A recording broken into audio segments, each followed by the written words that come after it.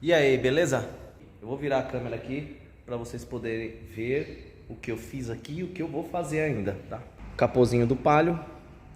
E aqui é o seguinte, ó. Vou explicar o que aconteceu primeiramente, né? Para vocês poderem entender. Esse carro aqui, o portão baixou e pegou essa região aqui, ó, amassou essa região. Esse carro aqui já tem alguns vídeos, ou um vídeo no canal talvez, né? E já é um cliente antigo.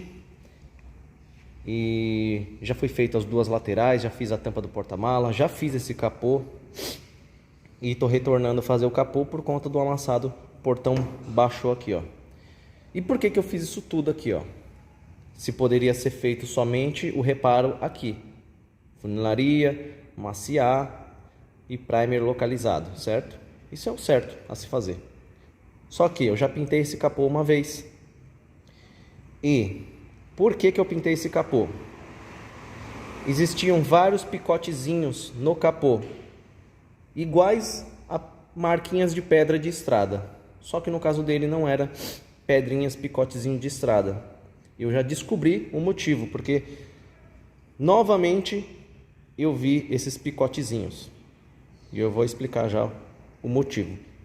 Então a primeira vez que ele trouxe para mim pintar esse capô foi justamente por causa desses picotezinhos. E o que eu fiz na época para reparar esses picotezinhos? Eu peguei um picadinho, eu vou tentar mostrar aqui, ó, por exemplo, ó, de longe, né? E de perto. O picotezinho era menor que isso daqui, alguns desse tamanho, por exemplo, assim, ó. E o que eu fiz? Peguei a roquite, comecei a roquitar e aprofundei até chegar na lata, porque o picote chegou na lata. Então eu tive que espalhar o lixamento para poder formar aquele degradezinho, né? E poder aplicar somente primer. E foi o que eu fiz em tudo. Fui abrindo, peguei todos os picotezinhos, abri. E disso aqui se tornou isso aqui, ó, mais ou menos. Porque eu tive que abrir. Desde a lata, wash primer, tinta, verniz. Isso falando no nosso linguajar. Mas, como a pintura era original de fábrica, o pintor original de fábrica é diferente, né? Do nosso material. A pintura original de fábrica, não sei se vocês já viram vídeos no YouTube, mas tem. A carroceria, ela vem, ela mergulha numa piscina, né? Ela faz isso daqui, ó, mergulha e depois ela vira de ponta cabeça, depois ela sai. Esse primeiro processo é a lavagem química da carroceria. Depois ela vai para a segunda piscina. A segunda piscina é o quê? É como se fosse um fundo wash primer. É como se fosse um wash primer. O wash primer é o que a gente usa é para promover a aderência e proteger contra a ferrugem, certo? Então, aquela segunda mergulhada que ele dá ali já é as duas coisas ao mesmo tempo. Já é um wash primer e um fundo ao mesmo tempo. Porque depois daquilo ali, ele já vai para a próxima etapa e já tem os braços do robô ali e os robôs começam a jogar tinta e depois passa para a próxima etapa, verniz. Certo? Então essa é a etapa da fábrica. E aí eu fiz isso. Fui abrindo o lixamento para chegar na lata. Depois da lata, esse fundo wash primer, né? No nosso material, tinta e verniz. Então você tem que formar um degradê. E nessa que você forma um degradê, para não ficar aqueles degraizinhos, e fica fundo também. Se você só lixar aquele buraquinho e deixar, fica fundo. E para corrigir aquilo, se você não for abrir o lixamento, você tem que ficar dando massa em tudo. Aí fica dando massa em tudo para nivelar. Mas não há necessidade de dar massa. Eu prefiro abrir o lixamento, depois venho só com primer. E o que eu fiz? Fui dando primer em todos esses buracões que eu deixei, né? Abri para não formar aquele degrau, fez aquele disfarce, você passa a mão e você vê que está reto, certo? E aí o primer em todos esses buracos nivelaram e ficaram retos. Fiz o lixamento, pintei.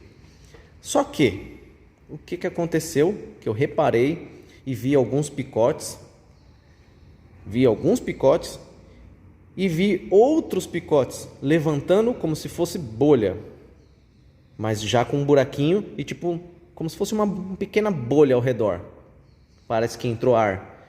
Quando eu comecei a meter Rockit, eu percebi que o primer não pegou na chapa. E onde estava o erro? O erro que muitas vezes eu cometi era de não aplicar o wash primer para depois o primer. Muita gente deve fazer isso também. É só um pouquinho ali, dá um primezinho. Só que isso é errado. Ele não vai desplacar, não desplaca. Você pode ter certeza que não desplaca. Mas se alguma coisa bater ali, ele vai formar um furo. Se formar um furo, ele vai entrar ar. Nessa que ela entrar ar, ela vai começar a levantar bolha. Porque o primer não adere diretamente na chapa. Ele precisa do wash primer, porque o wash primer ele promove a aderência. Então ele é um promotor de aderência. A mesma coisa no plástico. Plástico você não pode jogar tinta direto. Você precisa aplicar um promotor de aderência, que é a seladora para plástico. Certo? O wash primer é a mesma coisa. A lata crua você precisa aplicar o wash primer para promover a aderência e proteger contra a ferrugem. Para você sim aplicar o primer ali por cima e o primer adere no wash primer, certo? E o que eu fiz aqui foi errado e eu tive que remover todos os primers em todas as bolinhas que eu fiz, porque ela não aderiu. Eu removi tudo e aí minha ideia era o quê? Era remover e deixar tudo na lata. Só que, tudo bom? Só que eu vi que não havia necessidade. Cheguei na estaca zero de como estava, de como eu deixei. Ranquei todo o verniz que eu apliquei com a Rockit.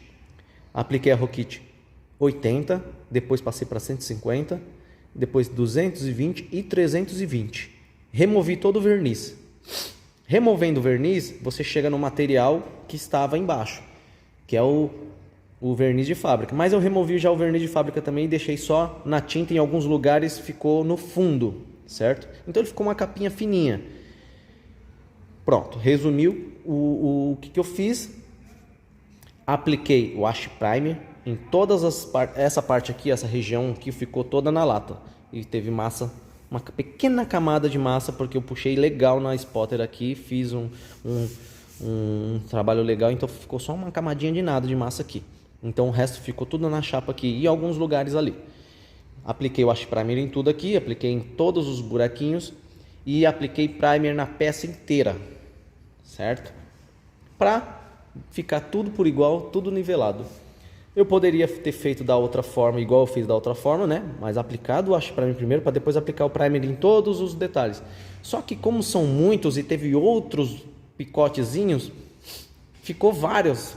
Então eu achei melhor aplicar o primer na peça inteira. Pronto, apliquei a primer na peça inteira. Vim com esse taco do Rogério, né? Quem não conhece o Rogério é o dono do canal Pintando o Carro. Ele fabrica esses tacos aqui e vende no Mercado Livre.